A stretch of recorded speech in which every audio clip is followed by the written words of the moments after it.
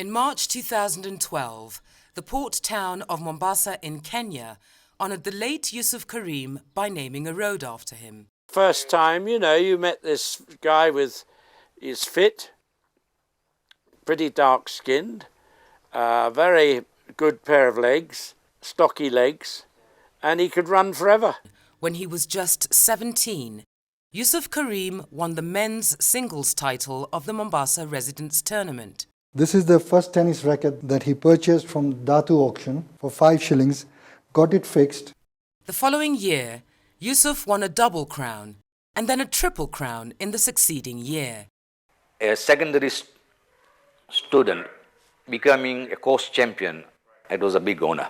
The history of tennis in those days is governed very much by the Europeans. I remember him from about the mid-50s, and that also at what was then the Nursery Sports Club. He was one of the leading sportsmen there. He was interested in driving that ball. And whenever Yusuf would not score runs, his father would have a word to say to him. The most that has been talked about is against the MCC, when Mike Watkins came in, 1957-58 around that time, and he played glorious cricket against them and was immediately offered county cricket. Yusuf Bhai was born in the wrong country.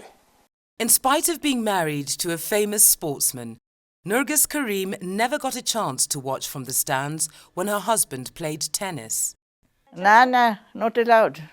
हमारा लगाओ ladies ना जाए जुआ, खबर है? Yusuf played tennis at a time when Asian players encountered signs like this. Ironically, he had defeated the top European players of the day and was well respected. He partnered Jane Davis, who was one of the top players in those days, and they were paired as mixed doubles partners. And in the men's doubles was Nalin Shareta, who was his very good old friend, and of course the singles. So they did very well in the mixed doubles, having finished as bronze medals. In 1977, Yusuf Karim played his 25th final of the Mombasa Residents Tournament against his eldest son, Arif. Just imagine, right? At 43, you are still able to carry what you were doing in your 16 and 23 and all that. I remember my first tournament was in 1977, August. It was in Nairobi Club. I had never even seen a Maram court. I was just under 14 in the Kenya Open semi-finals. And Kush and myself met for the first time. His biggest asset was his mind. Asif won the Mombasa Residents Championship when he was just 16, matching his father's record at the same age. Asif, his game was centered around his ability to manipulate the ball as a craft. Just like his father, Asif was also beginning to excel at cricket. Asif was then selected for the Kenya cricket team. I was so impressed with this boy. His flight, at such a young age. Asif was selected, and I took the opportunity of phoning his father and telling him that Asif has been selected. Asif played with the Kenya team in the 1986 ICC Associates Tournament, where Tom Tikolo became the first player of African origin to lead the national cricket team. Oh, they've asked a question.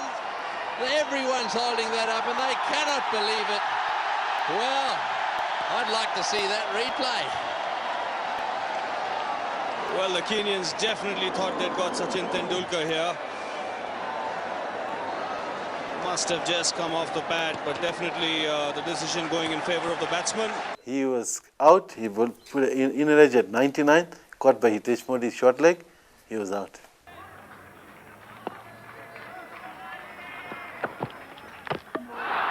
And that's it. Inside edge onto the stumps. Cameron Coffey goes. That's the end. The Kenyans are elated. Well, it's like, the national football team, the Harambee Stars, beating Brazil at a World Cup tournament. Then it's spinning away. That's got to be out close. Oh yes, oh yes. Well bowled. Quicker delivery after having spun a couple. Fizzed in the quicker ball. Caught the skipper by surprise. So on the 5th ball, I said, let me try the arm ball. And I come in and deceived him with an arm ball, and then the rest was history. I mean, you get a player that has been dominating cricket for a lot of years, and really it was a pleasure to get Ricky Ponting. Asif added further credentials by qualifying as an arbitrator and also continued to be a vocal advocate of the government's role in sports. You look at the way the ministry is at the moment. You have a ministry of youth and culture and blah, blah, blah, and then at the end comes a small word called sports.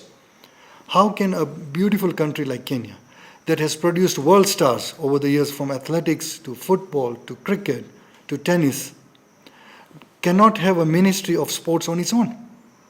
There is something seriously wrong.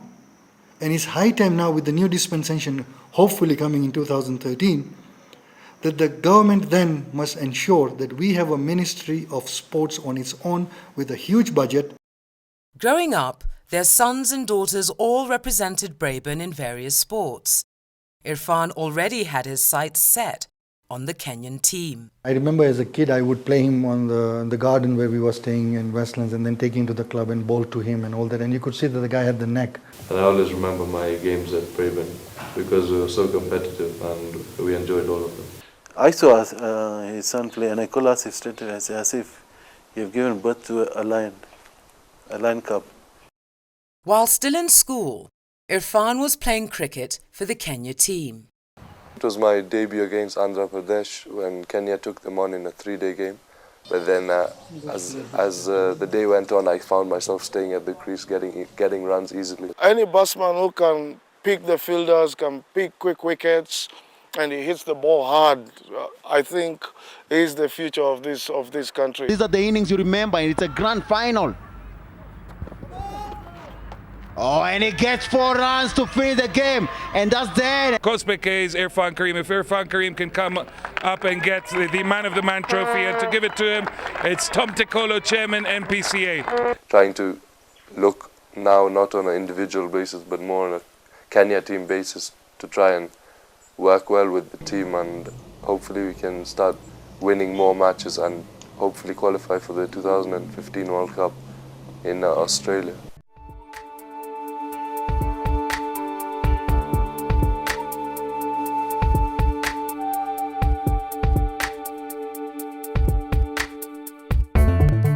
Yusuf Karim's achievements are immortalized by this road named after him in Mombasa. As the achievements of his family spread across the sporting world, who knows how they will be remembered in the years to come.